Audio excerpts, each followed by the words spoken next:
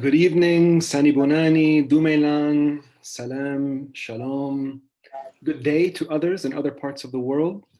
Welcome everyone to our weekly webinar series here at Africa for Palestine. Tonight, our topic is Afro Palestine Solidarity with Dr. Maytha Alhassen. My name is Iskandar, and I am a volunteer with Africa for Palestine. For those of us who are not familiar with our organization, Africa for Palestine focuses on strengthening African-Palestinian relations and pushing back against apartheid Israel's infiltration and influence into the continent of Africa. We work with solidarity groups, trade unions, political formations, and human rights organizations across the African continent who have our same spirit of progressive internationalism and commitment to standing with other oppressed peoples of the world. Tonight, we are very privileged, very blessed to have Dr. Maytha Alhassen with us. Dr. Maytha Alhassen is, a historian, a journalist, social justice artist, and mending practitioner. Her work bridges the worlds of organizing, academic research, media engagement, artistic expression, and spiritually guided healing practices. Hey, Dr. Maytha, how are you? Assalamu alaikum. I'm good. How about you? We're doing well here in Joburg. You're in Los Angeles, correct? Yeah, it's lovely to join you again in Josie. Join in some capacity. I'm very dismayed that I'm not actually there physically in person. I know everybody else is quarantining, and I'm always so grateful to be in conversation with not just the Southern African communities, but most of the globe. The work that you guys do, though, is phenomenal. And I keep on telling everybody I get in contact with about the work you guys do. The pleasure is ours, Comrade Maytha. So if we can get started with our first question. Now, can you share a bit about your journey? I mean, we know our topic is Afro-Palestinian Solidarity, and that you are coming from the context of the United States, but can you share with us a bit about your journey into Palestine activism as an Arab from the diaspora and located in the United States? How did you get involved with an issue that is seemingly not close to home? Yeah. I love these stories because you get to see how the commitment emerges. So for me, while there is a particular experience to being Palestinian under occupation, the tentacles of Zionism, as you know, are expanded throughout the region. So historically, we've seen that in terms of what it gets annexed. My folks are from Syria and Lebanon, and the Golan is definitely under constant struggle to maintain. I mean, it's actually annexed right now. And then, of course, Lebanon. I mean, how many times has Lebanon had to encounter the Israeli state? But it's also personal for me. And let me bring it back for a second. Not only encounter, but what I, in my research, look at is the different Palestine geographies that emerge because of occupation. So the PLO moves around to Lebanon, to Tunis. The Arab American undergrads and graduate committees in solidarity with Palestine forms in Kuwait. So these groups emerge from different geographies because folks have been forced in diaspora, right? So regardless of the unfortunate news recently of certain Arab states' position on Palestine, the rest of us feel connected because we do have an integral footing in it. But what I will say is the most profound moment for me in terms of being part of all of this is watching my folks talk back to the CNNs, to the ABCs, to the NBCs, news reports on what was going on. So that was very clear for me from jump. that there was a concerted effort, very deliberate, to be able to limit the storytelling, to limit who gets to talk, and what is being told to the American public. And I guess that's also why I became very interested in journalism, because I wanted to not change the narrative or tell the counter narrative or whatever, but there's a whole piece missing of the conversation. And so as in many Arab American households, you do hear the alternative news from your parents, from your grandparents. And my family, my father was very politically active locally. So I think when I heard a critique, I also saw the opportunity for action. And it became, or it hit a peak when I was at university. I went to UCLA for undergrad during a time when 9/11 had just happened, the Iraq War was being debated.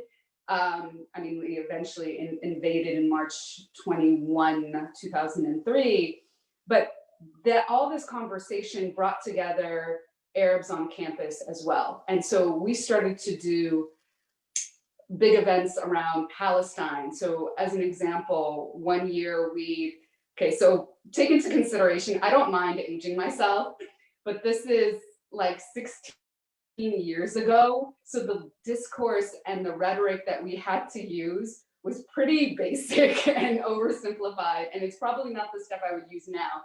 But we have this campaign to identify 5 human rights issues that Palestinians were being denied, like basic access to water, right of return, although that's still highly contentious, and some other things. And so we decided to go around campus, take feathers and wrap them up in barbed wire and place them all over campus so that it could create curiosity. And then in the middle where what is called Bruin Walk, we put an unfeathered bird and told folks, we'd go up to them and ask them if they knew about the human rights violations that Palestinians suffered from. You know, we use UN resolutions, blah, blah, blah, this and that. And a lot of folks didn't know. And we said, well, if you want to be part of demanding that Palestinians receive human rights, will you take this feather and then put it on the bird? So that itself was a way to motivate folks. And then one more thing, the other added layer of this is that on UCLA's campus, our head of student programming was a South African freedom fighter in exile. So his name's Tim Nubeni. He really trained us around thinking like global activists.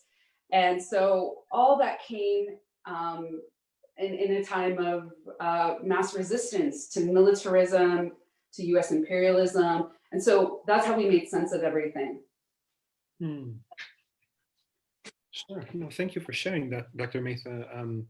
So, I mean, it seems it was something that was both very deeply personal, but also something that objectively for you, as you got involved in struggle, your commitment grew, and it also was involved with other commitments and other social movements.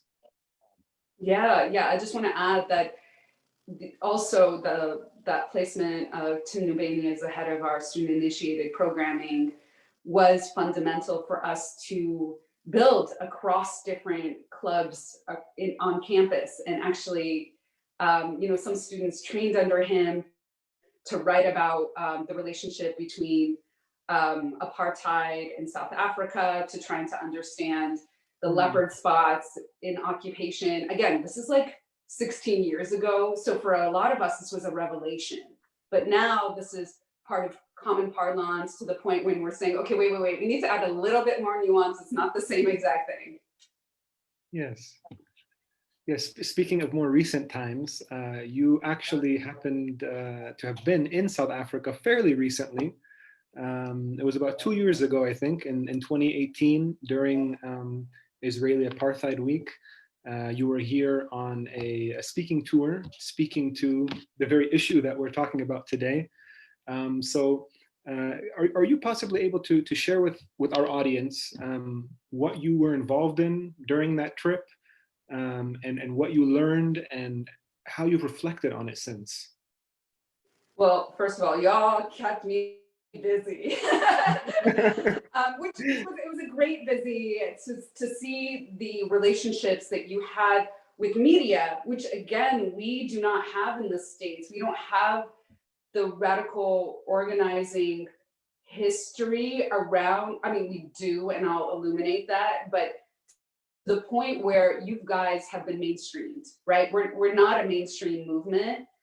So your relationships to Sunday morning programming, I couldn't get on to talk about Palestine on Good Morning America. Like that doesn't exist. So the relationship that you guys have and the work that you deployed me to do, it just blew my mind. It blew my mind that being part of this BDS movement had the capacity to be so integral in, like, as I said, mainstream discourse, also to have the relationship to talk about this narrative. I mean, there are other things that I understood in the South African context that were really particular to wanting to have a conversation about, like, what does it mean to be in solidarity with Palestine? Is it a distraction from African issues? You know, these were questions that we were having in a different capacity in the States, but also people were pretty well aware of the history between South African resistance movements and Palestine. So what I did when I hit the ground running was media.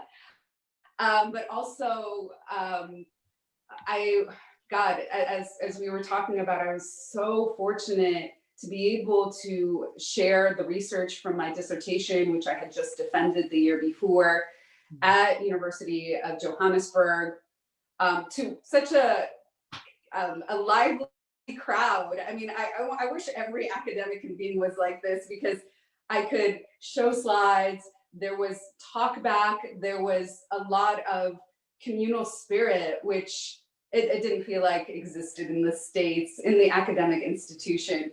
And so I shared even my relationship to Malcolm X's story traveling around the Middle East and North Africa, and the research that I've done as also it relates to Palestine.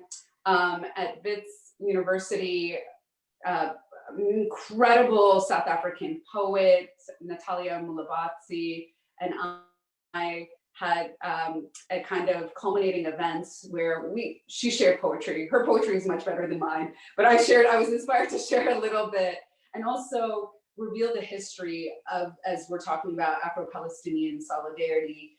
Most of my work is really rooted on Black American, but by nature, there's a relationship to the African diaspora. So that ended up being part of the conversation. And I also went to a safari. And obligatory thing you do when you come to South Africa. I mean, you have to, but also, I mean, like another night, you know, just hearing music in South Africa. I mean, just being part of the Johannesburg culture was moving. And then anywhere that I went and met folks, they offered to take me to new places. And then the last thing was that you orchestrated for me to give a pre-Juma talk on a Friday at the masjid. And that's something, as a woman, I don't think I've ever had the opportunity, or know any other woman who's had the opportunity to do. And that was a week. That was a week. So I still am in deep gratitude over everything that, not the way that I was hosted just, but the people that I met, the experiences that I had. Like I said, I met a radio host, Iman Rapeti, and the next day we hung out. I mean, it was just so, there was a level of gratitude, the graciousness, and the way that y'all were inviting me into your world was something I would have never expected. Well, just to share with you, Comrade Dr. Maytha, we also genuinely appreciated your time and learned a lot from you. And we also appreciated making good use of you, as you've shared. So the pleasure is on our side as well. So, yeah, I mean, you've touched on a number of topics, and you activate in your life and your social role as both an academic and an activist in building Black Palestinian solidarity. Can you break down that's a big buzzword, and it's our topic today: Black Palestinian solidarity, Afro Palestinian solidarity. Can you break down the historical context of that solidarity and alliance, keeping in mind, that today there's not an insignificant amount of Afro-Palestinians, Palestinians of African descent all throughout Palestine, or that some historians have considered Palestine as a potential northeastern extension of Africa. Can you share with us a bit more about the historical context of that solidarity? Yeah. So that's the framing I like, which is to think about Palestine, the quote unquote Middle East, as Northeast Africa. Because there's so many ways you can map it, but that's mapping I prefer to think about the extension around the Suez, and also the African presence, as we spoke about Afro-Palestinian presence, Afro-Iraqi presence, Afro-Saudi, so many different communities. And so in my dissertation, I define Afro-Arab as a hyphen that has overlap and discrete potential. So basically, it can be two different communities, but it also explains the overlap. So I think that is, I appreciate you starting out with that, because I think it's fundamental to note that we're not merely talking about non-Black Palestinians and just Black folks. We're talking about the complications, or beautiful complications, I should say, in between the challenge categories. So let me start with Black American. That's what I'm the most rooted in when it comes to thinking through solidarity with Palestine and Palestinian liberation. So between like 1948 and like 1964, we'll get into that a little bit more. There was a framing of the state of Israel and Zionism as a model for Black American liberation movements. So the idea, and it was an idea that existed for over a century from David Walker's appeal that Black Americans would never find freedom in the States, so they needed to go back to Africa. And it did happen. That's like the setting up of Liberia, was this idea came from the African Colonization Society, right? Of going back and creating a community or a homeland for people in the diaspora. So Israel was thought to be a model of that kind of thinking of a back to Africa movement. So folks who were part of like the Garveyite movement, Marcus Garvey, Jamaican in the US, who brought people to think about that possibility. It's a long line of thought. So there was a dissenter around 1948 when the state of Israel is declared and partition is declared. And that was George Schuler, who was a columnist for Black Press. But he wasn't necessarily somebody who's progressive or a leftist, but he was challenging this idea of, hey, like, wait a minute, something's happening. There are people there. But that wasn't taken too seriously, or wasn't a central feature as part of the movement, I found, till around 1964, when Malcolm X actually goes to Gaza. And before he goes to Gaza, he had spent weeks between Africa and Northeast Africa, as we talked about. So like Lebanon, Saudi Arabia, Kuwait, and then spending a lot of time in Egypt. And he starts giving interviews to the Egyptian Gazette, which is an English language press. And even before he goes, he's speaking about Palestinian resistance. He's speaking about Palestinian liberation, that Arabs must unite. Like, that was actually a headline, Arabs must unite around this. And so he's making this analysis around Black liberation that is also trying to figure out what's happening around Palestine. And then he goes to Gaza, September 5th through 6th, meets with the colonel, sees refugee communities under this time. Gaza is under the jurisdiction of Egypt, so he can freely travel through Rafah.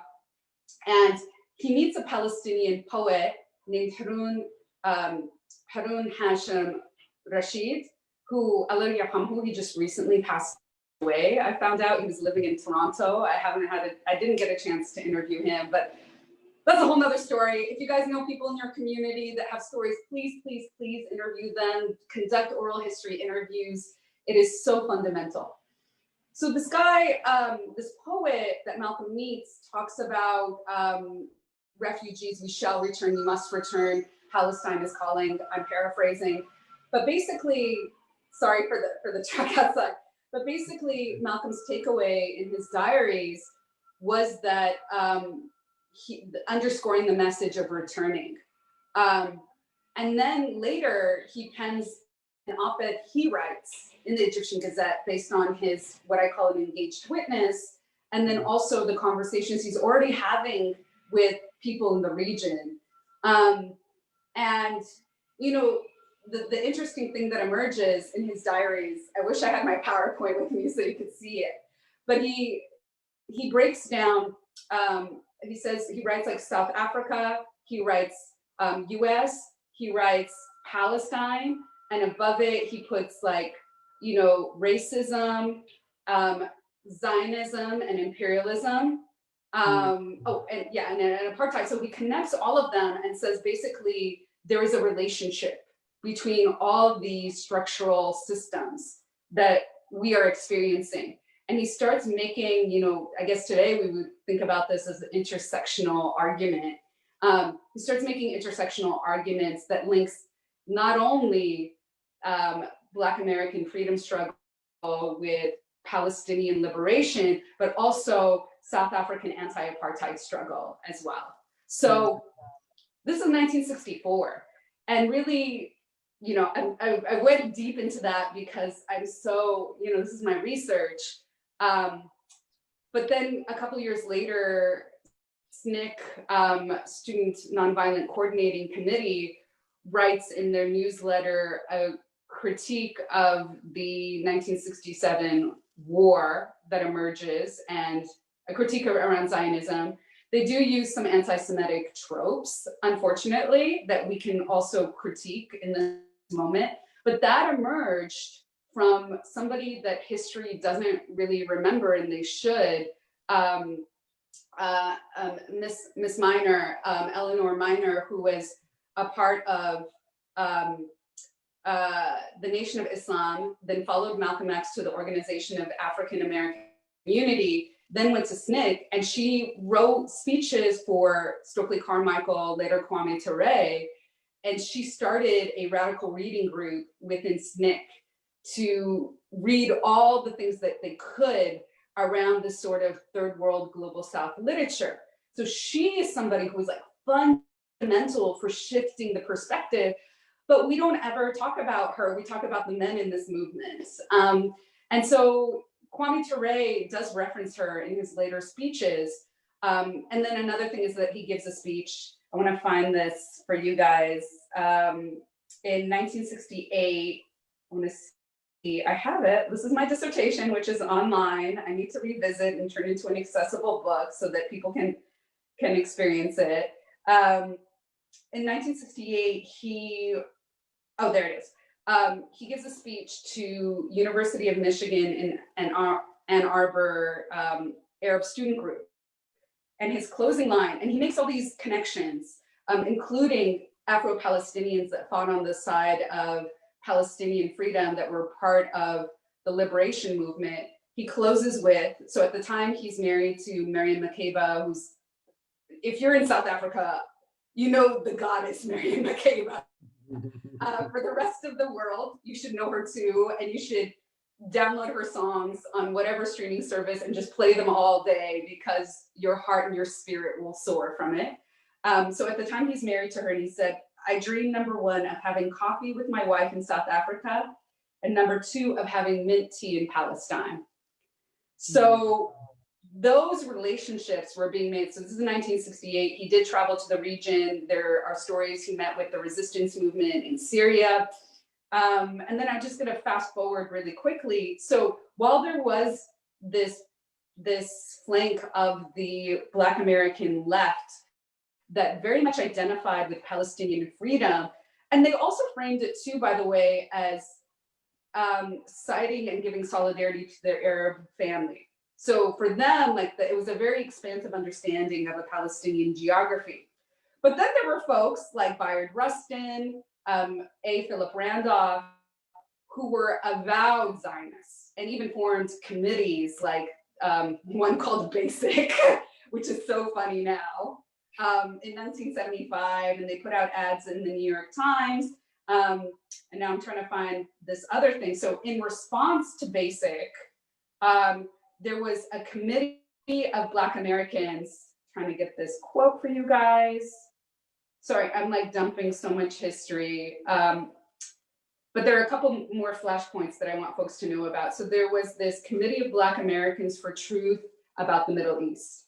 It's a long phrase, but they took out an ad in the New York Times, and if you guys can, it's easy to find on the internet, in 1970 in response to another full-page ad of Black Americans that vowed their support to Israel. And so this is a quote from one of their leaders. Our committee came into existence early in July 1970 as a result of a full-page ad in support of Israel signed by 41, they used the term Negroes back then, that appeared in the June 28th New York Times. It was formed by 7 Black Americans that have been meeting semi-regularly for a few months to discuss a trip to the Middle East that took place in August. So they did end up going. 6 of us, including myself, were guests of the General Union of Palestine Students. Sorry, that's the organization, not AAUG, that was founded in Kuwait. And the major Palestine commando groups for a month. We toured Lebanon, Syria, and Jordan, visiting many refugee and commando camps. So people that signed this letter, that was by Robert F. Williams, who was the NAACP Monroe chapter president. And again, everybody should look up, like a radical leader. And Ella Collins, who was Malcolm X's stepsister, signed the letter. Grace Lee Boggs also passed away a couple of years ago. And James Lee Boggs signed this letter, Reverend Albert Cleage, a whole bunch of folks. So what was important about, again, you should look at this letter, is that it has different moments and iterations. But 2 more things I'm going to focus in on. Later in 1979, there was the Black Theology Project's convention that happened. And so 1979 is the year that the first Black person to be appointed UN ambassador from the US, Andrew Young, was forced to resign because there was a no-talk policy with Palestine, and he talked to a Palestinian representative. And in response to that, this is an interesting point in our history, the Congressional Black Caucus, they rallied to Andy Young's defense, and as a result, took a trip to the Palestine geography. So prominent Congress folks, Jesse Jackson, Joseph Lowry, who just, again, Allah Yarhamhu, recently passed away, was part of this trip. James Zogby, who started Arab American Institute, part of the Zogby polls. He also helped to organize these trips. And interesting enough, James Zogby later becomes Jesse Jackson's deputy campaign manager for his second run for president. So Palestine brought folks together for a very amazing solidarity. And then somebody else who was integral was somebody radical leftist. You mentioned trade unionist, named Jack Odell, who also, Allah Yarhamhu, who I interviewed, recently passed away. He was he was basically the architect of the civil rights movement, but was forced to go behind the scenes because he was very much a public Marxist. And so these are the folks that came together around Palestine. And I just want to, especially since we're talking to a South African audience, emphasize this convention that happened that then led to a trip with these congressional members as well. And they connected apartheid and Zionism in 1979. And so this is what they said. They called it twin regimes of racism and imperialism. And they called out the Israeli support for the by sending military and weapon equipment to the apartheid regime in South Africa during this time period. And they connected it to what was happening, one in Palestine. So basically they were making a triangulation and what Black Americans needed to do, which was to support the freedom of Black South Africans. So anyways, a lot of things happen. And then fast forward, and there's still activism. I'm not saying there isn't, but Ferguson happens in 2014, the Ferguson uprising in response to the murder of Michael Brown by Darren Wilson, who is an officer. I think he's still an officer, crazy enough. And Palestinians were sending tweets to people in Ferguson about how to manage tear gas being thrown at you. So they were giving them tips on using milk. And then people online were making connections. The tear gas that was used in Ferguson was used in Palestine, was used in Egypt, was produced at a plant in Pennsylvania. So organically things were happening. And at the same time, Ahmed Abu Zeid, who is now the president of, what is all these acronyms, I can't remember, US Palestine Rights Committee. Yeah. Him and I were organizing a trip of Black Lives Matter organizers that got postponed because, as you remember, hopefully you do, that this is when there was one of many invasions of Gaza. And it was overlapping what was happening in Ferguson. So we had to postpone our trip. But then months later, in January 2015, we were able to take people we met in Ferguson. We were able to take people like Patrisse Cullors, who's one of the co-founders of Black Lives Matter. We were able to take one of the Women's March founders, Carmen Perez, and a whole bunch of folks, poet Aja Monet, who I think has done work with you guys, to Palestine. And it's been one of many that has happened. So the struggle continues. And I would say that with the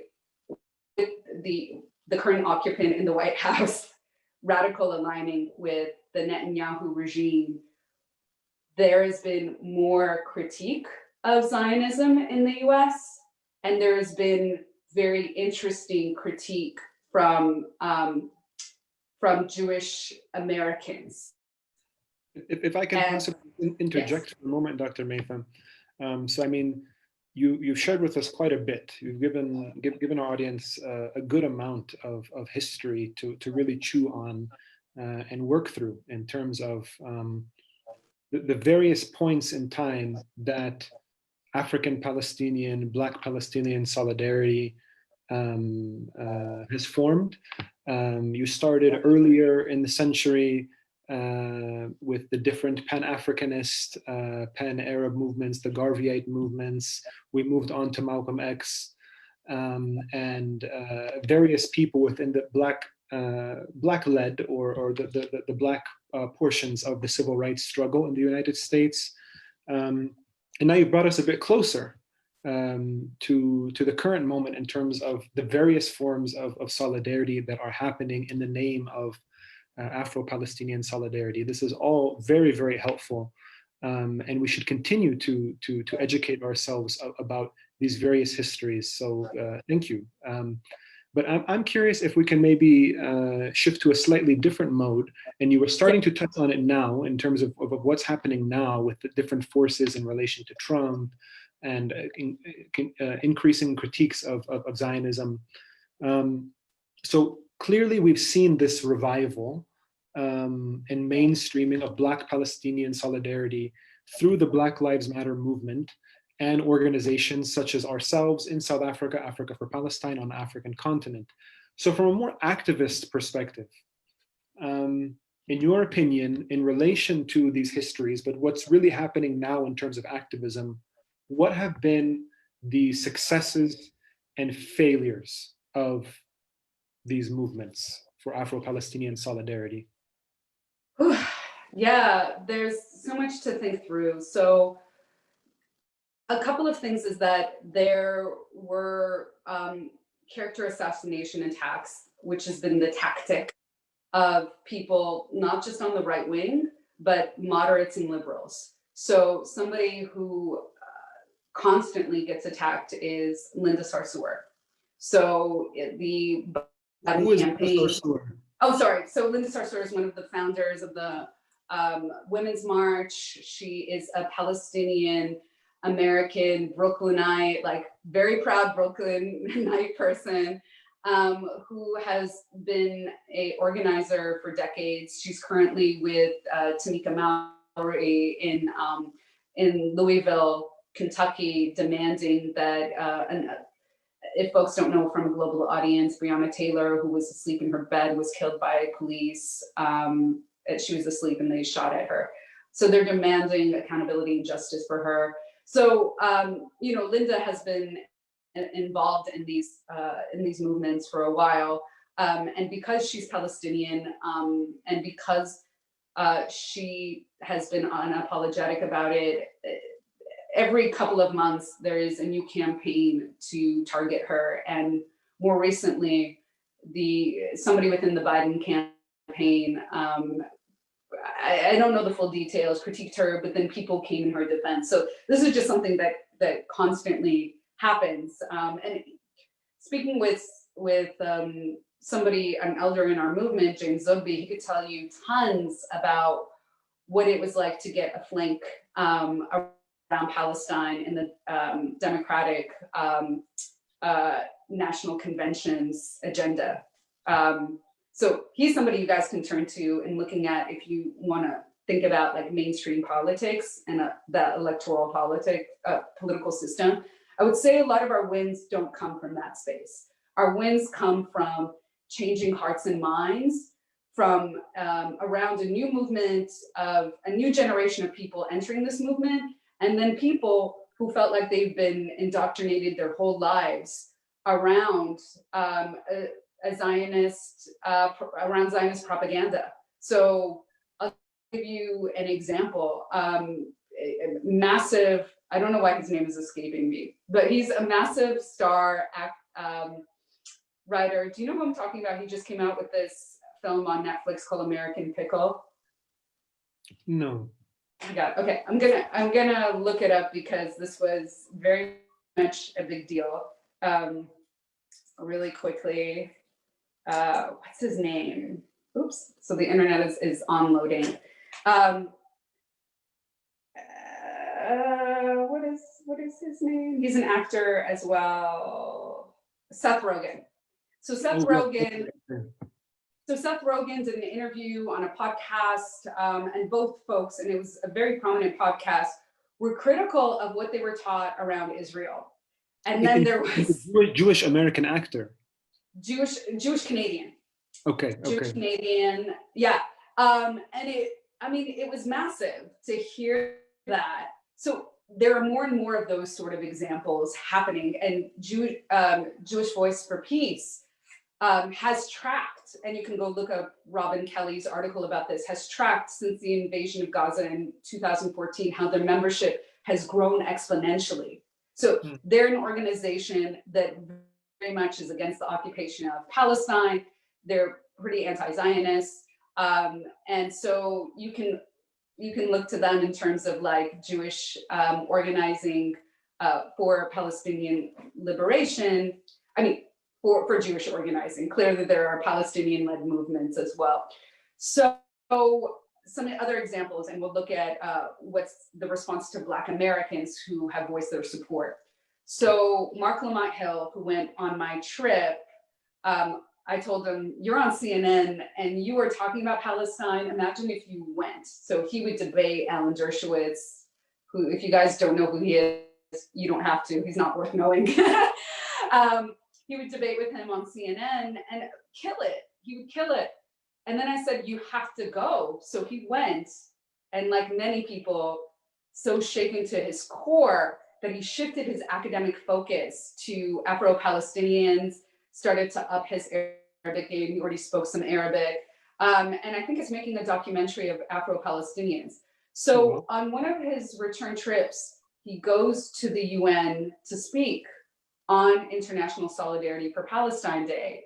And people picked on one line at the end where he said, from the river to the sea, Palestine will be free, which is a common slogan. And so the next day, so it became Twitter controversy. The next day, CNN fired him.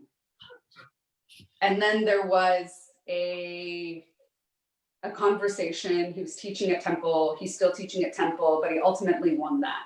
So this is the story. And then another story, let me go in because it provides a similar sort of example. Angela Davis, world-renowned, affiliated with the Black Panther Party, radical organizer, abolitionist. She popularized the idea of prison abolition with her book, Our Prisons Obsolete, started organizations. Hopefully folks know who she is. Angela Y. Davis from the South, from believe Alabama. So I think a museum in Alabama was going to award her one of these Lifetime Achievement Awards. And then they had pressure, I think, from their board around comments she made about Palestine, because she went to Palestine, I believe in 2012, with a delegation of women of color who were mostly academics. And after she came, again, just like Mark Lamont Hill, she came out blazing, making connections between security apparatus and company G4S and not just occupation in Palestine, but security regimes all over the world. G4S is one of the biggest employers of people on the African continent. So she was making all these connections. So they came upon her comments and they were going to rescind her award. And so people rallied to Angela's defense, to Professor Davis's defense, and then they reversed it. They ended up giving her the award. So this is the story of what it means to be an organizer around Palestine. So Black Americans are already very vulnerable when it comes to existing in the US, but when it comes to the organizing space. However, this is my own assessment. There is a notion of Black protest capital that I could see that Zionists feel like they're losing for their issue. So truck is passing. So there is, as you can see, this terrain of a desire to fight for the hearts and minds and support for Black Americans towards the Zionist project, and to target them the heaviest. And so frankly, I think if you want my assessment of where we should go around these issues, is I think as people who have had a lifelong commitment around Palestine, we have to figure out what it means to not just be involved in African diaspora and Black American-led movements, but how we protect folks who are going to receive heavy doxing, assault, condemnation, and lose their jobs. You know, Mark lost his job, and of course it didn't stop him from speaking out and around and doing research on Palestine. But what is our work? And I think that's where I want to leave it with. Well, one more thing, and that is, as I said earlier, although we've seen unprecedented amount of annexing, although we've seen Gulf states buckle and bow at the feet of the state of Israel, we are seeing that ordinary folks are now waking up immensely. As I said, not just as Seth Rogen, but what the Trump, I usually don't like saying his name, but what 45's really close solidarity and alignment with the Netanyahu regime has forced people who were critical of Trump to reevaluate their relationship to the state of Israel, seeing those two together. And also in Israel, by the way, like the amount of protest around Netanyahu, moving the U.S. embassy from Tel Aviv to Jerusalem. This has not created fans for the state of Israel in the U.S. It's had people question, like, how can I be against Trump and have these politics? And people, you know, we have a lot of stories of people waking up. So I think we're going to see the manifestation of this swell soon. And although it feels like the conditions for Palestinians are so desperate right now because of the despair, the stuff, I mean, I don't know how, like, Gazans are like miracle survivors. And I know that that expectation is inhumane, but I just don't know how they're able to survive the conditions that are only getting even more intense with coronavirus, with lack of supplies coming in. So, I mean, I know that Palestinians' backs are against the wall and they can't wait, but things are shifting and changing. Sure. No, we're at a really, really interesting moment in time. I think, Dr. Maytha, from what you've been sharing, I mean, on one hand, there are increasing amounts of attacks, and not just verbal or symbolic, but actual, I mean, people losing their jobs, people having to hire security, to watch out for what the Zionist and apartheid Israeli state is doing, you know, across the Atlantic Ocean inside the United States. So on one hand, as I think you shared, there is an increasing amount of apartheid Israeli Zionist intimidation and violence to people who stand up against apartheid Israel, whether they're Palestinian themselves, like Comrade Linda Sarsour, whom you mentioned, or coming from the African American community, like Dr. Mark Lamont Hill, or even these everyday Jewish Americans who are just starting to wake up because of the things that they're seeing are contradicting the kind of stuff that they grew up with. And then on the other hand, we also see, okay, sorry? No, I was just going to add, because I do not want to, I would be remiss to, and I know you're going to go to the other hand, but I would be remiss to not account for, I'm not a fan of celebrity culture, who become so prominent, like the Bella Hadids and the Gigi Hadids, who, when their father's Palestinian, so when they mark that they're from Palestine and Google erases it from the map, then and then they post about it on Instagram, it becomes a massive issue. And then also Noura Atakat, who a phenomenal international lawyer, Palestinian woman, law professor. Her cousin was killed at an Israeli at checkpoint. And so she shared that she was being, as they call it, shadowboxed or banned when she shared her story on Facebook, and Madonna retweeted it. Like, we're in a different place right now.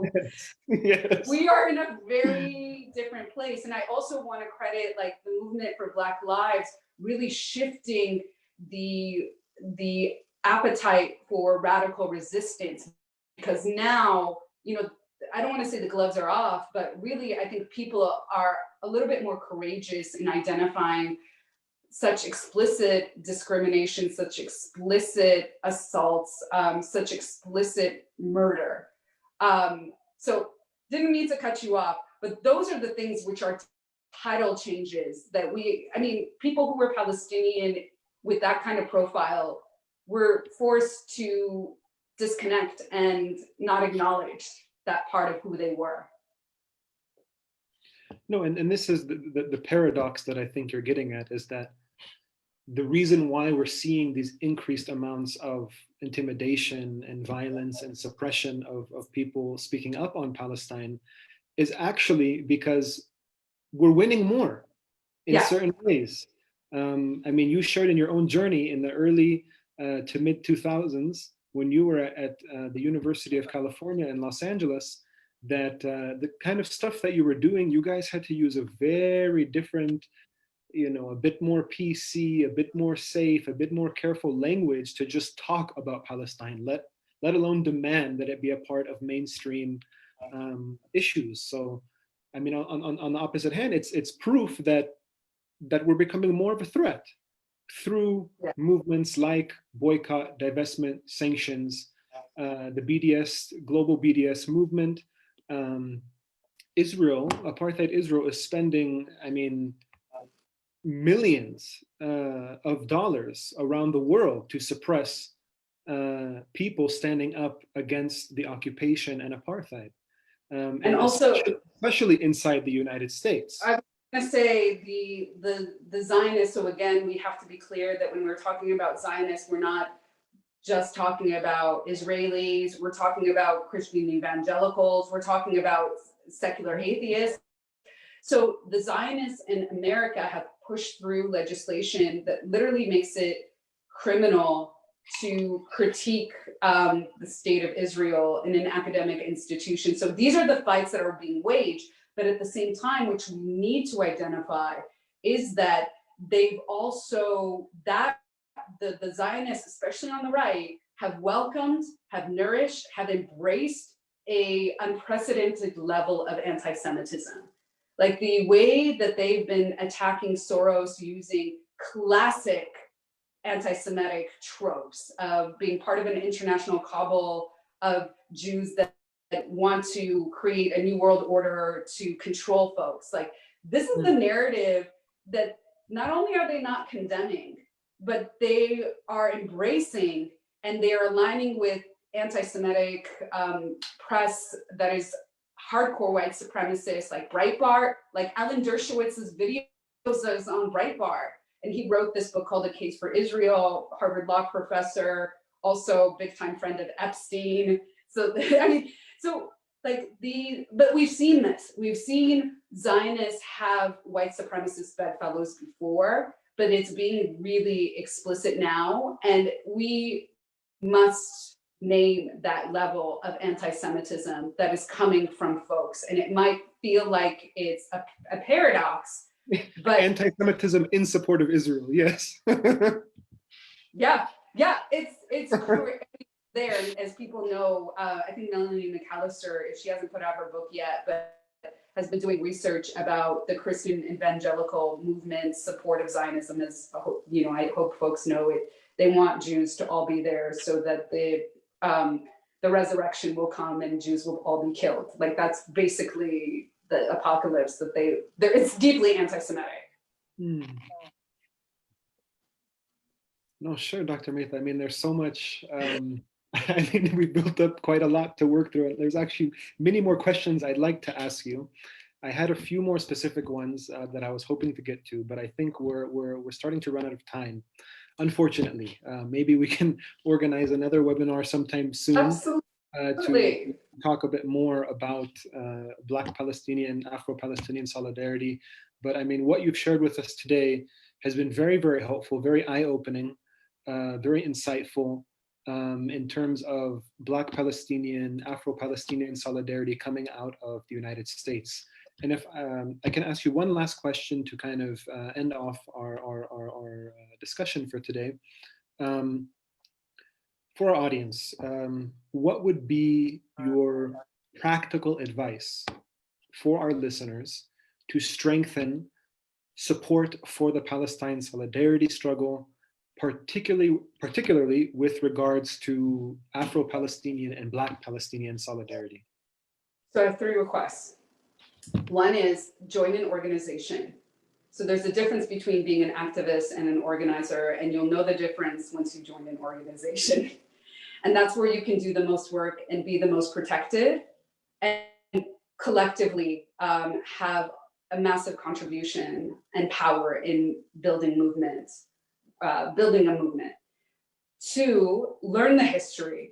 And especially if folks who are listening are on the African continent, there's so much amazing work coming about different African states and their relationship towards Palestinian freedom, but also, which is point 3, learn about, for folks who are not Black African or are not part of the Black diaspora, learn about those histories, and also protect our family, protect folks who, and their movement work. Learn about what's happening in South Africa in terms of the conversations around the land, around the politics. And then, you know, and a whole nother conversation is thinking about Indigenous folks. But learn about those movements and then actively be a part of supporting the work to protect our folks who are comrades and solidarity in the work, because they are getting targeted. And while we know what it feels like to be targeted, to have to focus in on Black liberation and Palestinian liberation at the same time is an immense task in this lifetime. So we must do the work for each other. So in short, educate, organize, mobilize for BDS. Beautiful. Yeah. So you should be my sermon translator, because I take it in too many directions. Perfect.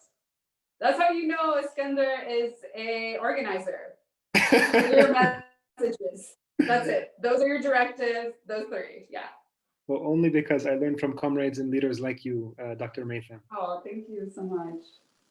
Okay, Dr. Maytha, I think we're going to have to wrap it up for now, but we just wanted to say on behalf of Africa for Palestine, shukran, thank you very much for your time, for sharing your critical insights, your wisdom, and of course for your continued praxis and dedication to the Palestine solidarity struggle, comrade. Thank you very much. We really appreciate it. Thank you for all you all do, and thank you for hosting me. I'm always open to be in conversation and do more with you all. Awesome. Okay, take care. Peace. And for our listeners, thanks again for tuning in this week. Continue to check out Africa for Palestine's Facebook page. We've just posted some really cool stuff about some new sweatshirts that we have made available. That have a nice big Free Palestine logo and Africa for Palestine on the side. We're continuing to sell our, everyone needs these nowadays. I don't have one on me, but our kufiye face masks. So check it out on our Facebook page and continue to tune in. Take care, everyone. Amandla. Amandla.